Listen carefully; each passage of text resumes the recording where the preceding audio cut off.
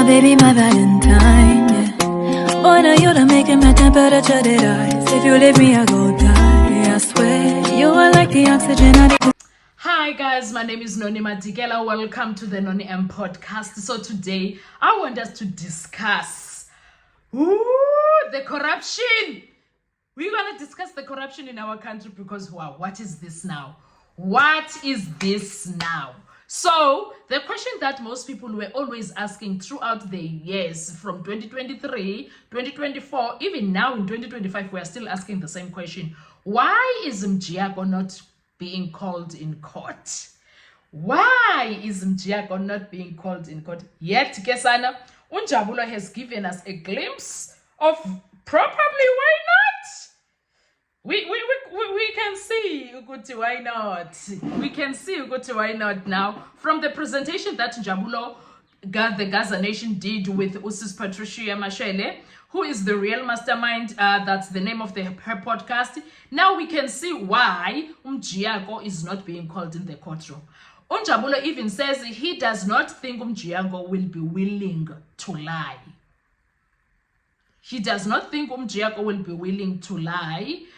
Perhaps Mjiyako did some shady things here and there, and then here and there he owed people favors, blah blah blah. But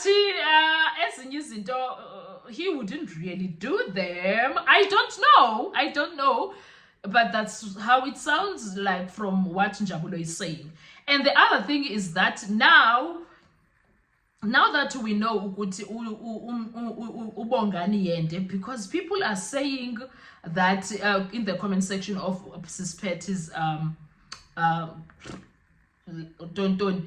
saying that actually Ubongani Ndanzi, when he spoke in the courtroom, he did mention that there was a guy whose name was Bongani. Is Bongani Yende the one with the crisp band? But there was a guy. So this guy is always yay, guys. But it sounds as if he's a homeboy, Mjiyako from KZN. They might know each other. They know each other from they clicked because they know each other because they worked at crime intelligence. Now, if Ubongani Yende, because his name has not been popping out very loudly, it's been very silent. It's been silent. So if him and Mjiyako were to be called in court, Unjabulo thinks that they will never be prepared to lie. They will just say, okay, let's do this. Let's do this. This is where my involvement comes in, and this is where it ends. ABCD and other factors, I don't know. It sounds as if also Mjiyako would not be able to stand there and say, I gave any FFC number. Sounds as if Mjiyako would be like, I didn't give no FFC number. That's how it sounds. I'm not saying that's the case. Now the question would be, who gave? If Mjiyako did not, if it happens that Mjiyako never gave any FFC number, then who gave? And then someone also said that actually FFC card, Lena, it's like an ID card. It has your face in it. So, yay! Where did they get it?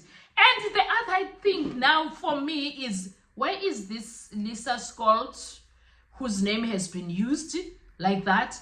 Do you want to tell me she has never came across these lives, or she doesn't know anything about this fraud that happened on her name? Why is she not doing anything about it? Did she do something about it?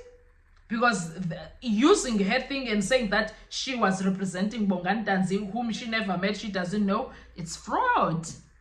It's fraud. What is she doing about that? She's supposed to be doing something about that.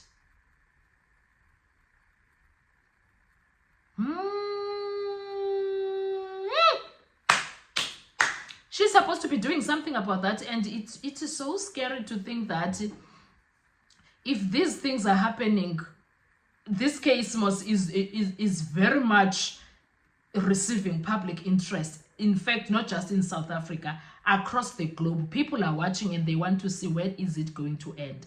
So if this can happen to such a case, Patricia even asked, How many people are in jail and they were convicted in such situations? And those are dodgy situations, Gesan, if you ask me. Those are very dodgy situations, if you ask me. So if there are people who were convicted under such circumstances, this is creepy, this is scary, this is so criminally, this is so many things that are not right. I'm so scared. I am so super scared. I am very, very scared when it comes to all of those things. A lot is happening behind the scenes, guys. A lot is happening behind the scenes. And then someone else commented and said that actually, now that you guys are mentioning it, there is a time where I went in there and I was checking from Giaco. She said in 2020 already, and there was nothing, but now it's updated. There are things that are popping up, meaning that they are updating things. Whoever is updating. Woo! It's South Africa, Betuna. It's South Africa, guys.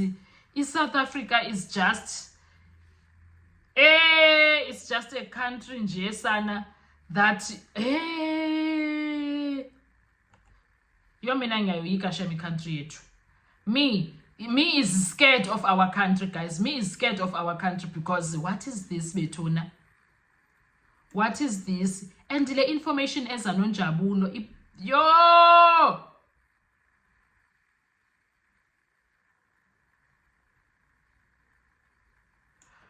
Someone else is asking, is it possible for the prosecutor to move with the case from one magistrate court to the other magistrate court, especially from magistrate court to a high court? I'm sure they are referring to the situation in Kabaloi. Someone else once said on TikTok, but no, there's no crime in that.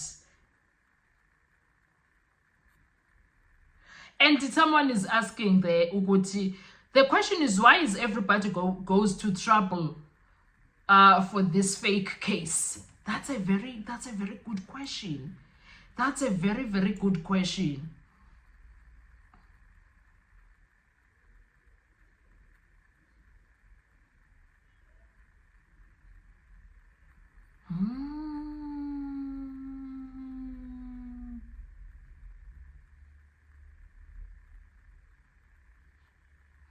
And then someone else is saying that, Sis Pet, is it possible for your guest to, is it possible to tell Mnisu to call him Giaco? We need to hear from his mouth that who hired him as Ndanzi's legal representative, who paid him, where is the proof of payment, why he told Ndanzi to do the confessions, the proof of Ndanzi calling him to be his legal representative. And then Omunye Uti, how do you practice as an attorney when you are not admitted as a lawyer? And not only that, you don't even have a certificate of license to practice. Who called Njiako? Like, guys, these are the questions people are asking. We've been asking these things. We've been curious about these things. Yazi. And then someone else mentioned something that we also, like, hi, Sis Pet and your guests. Remember when Advocate Mgomezulu placed on record the meeting held in Melrose Arc and General Sibias was mentioned as one of the attendees of the meeting? Mgomezulu was asking Mangena and he said he'll further pursue that point with Gininda. It is so unfortunate that he passed away without cross-examining the good brigadier. Yo! Kuningi, guys, kuningi, but the question that remains, who hired Njiako? How did he know about Ndanzi being arrested? That's the question that remains. And then the other question that is being asked a lot by South Africans is that, okay, we see what is happening and stuff, but tell us one thing. And one thing only. We can see everything that is happening. Who paid you, Njiako? Why? Oh, my question that I've always asked is, why didn't the state call Njiako to hammer their case? Why did the state not call Njiako to hammer their case if there was no shady business in there? If there was no shady business in there, why didn't Baloyi call him Mjiyako himself?